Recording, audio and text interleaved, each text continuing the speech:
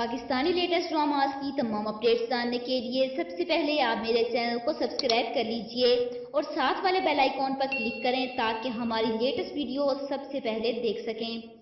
अस्सलाम वालेकुम viewers, drama serial Ranjha Ranjha कर दी ड्रामा का नया प्रोमो आ चुका है, जिसमें आप लोग देखेंगे कि नुसरत चचा नूरी को धमका रहे हैं कि अगर भाभी बेगम को तुम्हारी असल हकीकत के बारे में पता चलेगा तो तुम क्या करोगी।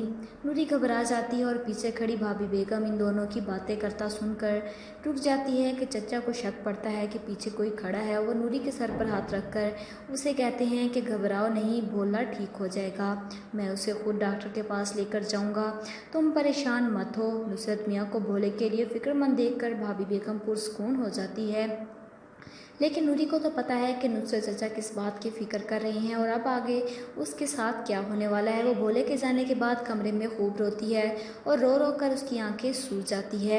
इधर साहिर भी बार बार नूरी को फ़ोन करके कहता है कि तुम खुश नहीं हो, मैं तुम्हें खुश देखना चाहता हूँ। नुसरत चचा भोले को अच्छा खासा हैवी डोज इंजेक्शन लगवा कर घर वापस आते हैं और अपनी फतह पर बहुत खुश भी हैं, क्योंकि अब नूरी का कोई डर नहीं। भोला गुनूदगी में उनके पीछे खड़ा होता है और उसकी माँ फटाफट खाना लेकर आती है कि मेरा भोला भूखा है, खाना खा लो। लेकिन भोले मियाँ तो पूरी की पूरी खाने की ट्रे उठाकर उलट देते हैं और इसके बाद उसकी माँ तो सर पकड़ कर बैठ जाती है कि समझ नहीं आती कि आखिर इसको होता क्या है। अगले दिन सुबह नूर किचन में आकर आटा गूंदने लगती है, तभी रिजवाना चची आकर उसके हाथ से आटा छीन लेती है। खबरदार, जो किचन की किसी भी चीज़ को तुमने हाथ लगाया, खाना कपड़े तो पहले ही अलग कर चुकी है, अब बर्तन भी अलग कर देती हैं।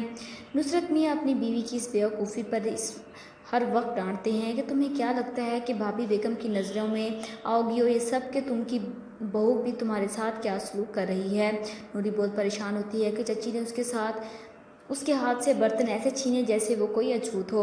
आगे आप लोग देखेंगे कि नुसरत मियाँ भाभी बेगम से बात करते हैं कि मैं साहिर को अपना घर दामाद बनाना चाहता हूँ। ये सुनकर वो हैरान होती है, वो कहती है कि ये बात मुझे कुछ हजम नहीं हो रही। दामाद दामाद होता है, बेटा तो नहीं हो सकता, और घर दामाद की तो वैसे ही कोई इज्जत नहीं होती।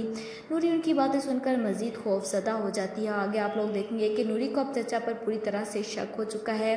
ये जानबूझकर भोले को गलत दवाएँ खिला रहा है। वो उसकी सारी मेडिसिन चेक करती है, लेकिन इतना पढ़ी लिखी तो है नहीं कि समझ सके ये किस चीज़ की दवाई है। वो ज़रूर इस मामले की तह तक पहुंचेगी।